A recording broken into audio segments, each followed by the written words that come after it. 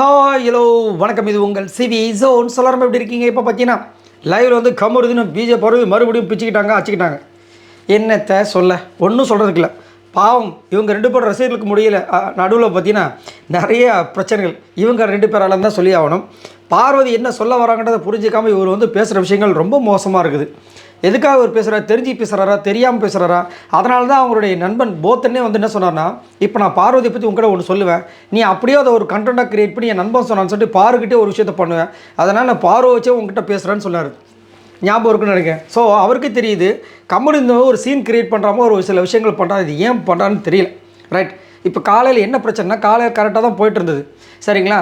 விஜய் பார்வதி போய்ட்டு ஒரு அக்கை கொடுத்து கிளியர் பண்ணுறதுக்கு ட்ரை பண்ணாங்க. திவ்யா பற்றி பேசிகிட்டு இருந்தாங்க, இவரும் பேசிகிட்டு இருந்தார். திவ்யாவுக்கு வந்துட்டு விஜய் பார்வதினா பயம், அப்படிலாம் பேசிட்டு இருந்தாங்க. அப்புறமா திவ்யா வந்துட்டு ஒரு 2 பேரும் வந்து அட்டாக் பண்ணுறாங்க. ஒன்று கமருதி, இன்னொன்று வினோத். அதில் வந்து கமருதி இப்போ உசாராகிட்டா இப்போ வினோத்தை பேசணும்னு சொல்லிட்டு வினோத்தை கூப்பிட்டு பேசியிருப்பாங்க. நம்ம சொல்கிற பாயிண்ட்டை அவங்க முன்கூட்டியே சொல்கிறாங்க. அதை நம்ம ஸ்டார்ட் பண்ணியிருந்தாலே நம்ம வந்து அதில் வந்து இந்த சண்டே வந்து தடுத்துருக்கலாம் அப்படின்லாம் பேசுகிறாங்க. சரி, இனிமேல் இந்த மாதிரி பண்ணாத வினோத் அப்படின்னு சொல்கிறாங்க. இப்போ கமருதி ஆரம்பிக்கிறேன். என்னென்னா, இப்போது பாரும் ஆதரவையும் அந்த கேப்டன்ஷிப் டாஸ்கில் கலந்துக்கிட்டாங்கன்னா, நான் சப்போஸ் ஜெயிச்சிட்டேன்னா நான் தான் வந்துட்டு இது பண்ணணும். உடனே வந்துட்டு உன்னோட வாய்ப்பை நான் வந்து பறிச்சிட்டேன்னு சொல்லக்கூடாதுன்னு ஆரம்பிக்கிறேன்.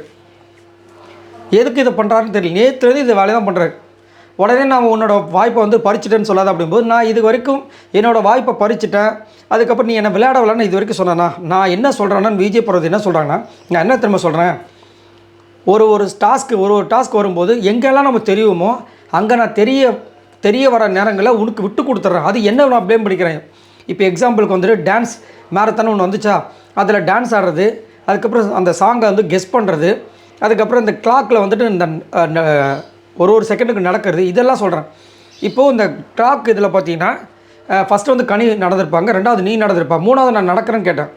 ஆனால் நீ என்ன பண்ண, நான் ஒரு ஃப்ளோவில் போய்ட்டுருக்கேன், நான் போயிட்டேன். உடனே நான் என்ன பண்ணேன், வேறு வழி இல்லாமல் விட்டு கொடுத்துரு. இது நான் என்னென்ன ப்ளேம் பண்ணிக்கிறேன்? இந்த விஷயத்தால் நான் வந்து விட்டு கொடுத்தது என்னென்ன ப்ளேம் பண்ணிக்கிறேன்? ஏன் மேலே தப்புன்னு சொல்கிறேன்? ஒன்று நான் தப்புன்னு சொல்லவே இல்லையே அப்படின்னா, அப்போ இவர் என்ன சொல்கிறாரு உடனே, அப்போ நான் வந்துட்டு இந்த விளையாண்டு கேமில் ஜெயிச்சு பெஸ்ட்டு பர்ஃபார்மன்ஸ் வாங்கி இந்த தலையானது உனக்கு வயிறு எரிச்சலான்னு கேட்குறாரு, உனக்கு வயிறு எரிதான்னு கேட்குறாரு. அப்போ நம்ம என்ன சொல்ல முடியும்? இந்த ஒரு விஷயத்தால் அவங்களோட கேம் பாதிக்கிறது, நான் வந்து விட்டு கொடுக்குறேன், அங்கே நான் வந்து மற்றவங்க இருந்தேன்னா நான் விட மாட்டேன், நீன்றதெல்லாம் விட்டு கொடுக்குறான்றதை அதை புரிய வைக்க பார்க்குறாங்க.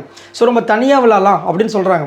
இவர் என்ன பண்ணுறாரு, கொஞ்ச நேரம் இந்த பிரச்சனை முடிஞ்ச உடனே ஸ்ட்ரெயிட்டாக வந்துட்டு இனிமேல் எனக்கு உனக்கு செட் ஆகாது, நம்ம தனியாக விளாட்லாம், நாங்கள் ஒரு விஷயத்தை பதிவு பண்ணுறோம். அப்போ உடனே அவங்க என்ன பண்ணுறாங்க, சாண்ட்ரா கிட்ட நாங்களும் இவனும் மியூச்சுவலாக பேசி முடிச்சிட்டோம், என்னமோ இவன் வந்து முடிவு எடுக்கிறாம இங்கே வந்து பேசிகிட்டு இருக்கான் அப்படின்னு மறுபடியும் வந்துட்டு திரும்ப சண்டை போட்டுட்ருக்காங்க.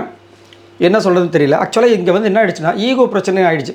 விஜய் பார்வதி என்ன சொல்ல வராங்கன்னா, தனித்தனியாக விளையாட சொன்னார்ல போத்தனோயும் மற்றவங்களும், எதுக்காக தனித்தனியாக விளையாட சொல்கிறாங்கன்னா, இவங்க வந்துட்டு இந்த காதல் அப்படி ஒரு விஷயத்தால் நிறைய விஷயங்களை வந்து கேள்வி கேட்க மாட்டாங்க. இப்போ மற்றவங்க இதே வந்து அந்த இடத்துல இருந்தாங்கன்னா அவங்க கேள்வி கேட்பாங்க, இந்த இடத்துல நான் தான் பண்ணோம், நீங்கள் முன்னாடி பண்ணீங்களே, இப்போ நான் வந்து என்னோடய பர்ஃபார்மன்ஸ் காமிக்கணும் அப்படி சொல்லுவாங்க.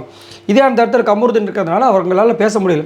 சரி, கமருதனை விட்டுறாங்க. ஆனால் அவர் என்ன பண்ணுறாரு, எனக்கு அது கிடைச்ச சான்ஸு, அது நான் வந்து இது பண்ணிகிட்ருக்கேன், நீ உடனே வந்துட்டு அதை பார்த்து பொறாமப்படாத, உடனே வந்துட்டு நீ விட்டு கொடுத்தனலாம் எங்களிடம் சொல்லிட்டு இருக்காத அப்படின்னு தேவையில்லாமல் பேசிட்டு, இது ஒரு சண்டையே கிடையாது. ஆனால் வாண்டடாக வந்துட்டு கமருதன் கிரியேட் பண்ணிகிட்ருக்காரு. இதில் ஒன்று கொடுமை என்னென்னா, ஒரு வாட்டி சண்டை நடக்கும்போது விஜய் பார்வதிக்கு அகேன்ஸ்டாக யார் இருக்காங்களோ அங்கேயே போய்ட்டு பேசுகிறார். கன்னிக்கிட்ட, திவ்யா கிட்ட ஒன்றும் சொல்கிறதுக்குல. சரி, இதை பற்றி உங்களோட கருத்துக்களை சொல்லுங்கள். பாய் நண்பர்களே.